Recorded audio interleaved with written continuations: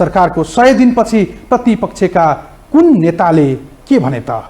अहिलेको सरकार कसैले नढाले पनि आफै ढल्ने तत्त्वहरू त्यहाँ पैदा हुन्छन्, अनि ढल्छ जान्छ र अझ यो चटक्का भरमा आएको चटक्कै गर्न जान्छ। मैले अब्जर्भ गरेको कुरा के देख्यौँ यो 100 दिनमा भने सरकारलाई लाइफभन्दा बढी लाइकको चिन्ता छ। लाइफभन्दा बढी उसलाई लाइकको चिन्ता भएको हामी पाउँछौँ। वास्तवमा पनि यो भर्चुअल तालीको कुरा यो चाहिँ सबैभन्दा बढी महत्त्वपूर्ण हो भन्ने रहेको पाउँछौँ। यो सरकार सुशासन र विकासको निम्ति होइन।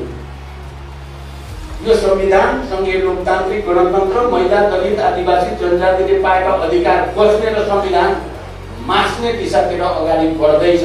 खबरदार, सरकारले लुतु मुद्दा फिर्ता लिने काम गरेको छ। यही हो सुशासन। र नेताहरू शपथ ग्रहण खाएको 24 घण्टा बित्न नपाई हाम्रो सदस्य अध्यक्ष केपी शर्मा ओलीलाई समाउने बालेन्द्र सुदन एक हिसाब किताब नेकपा एमाले राखेको छ।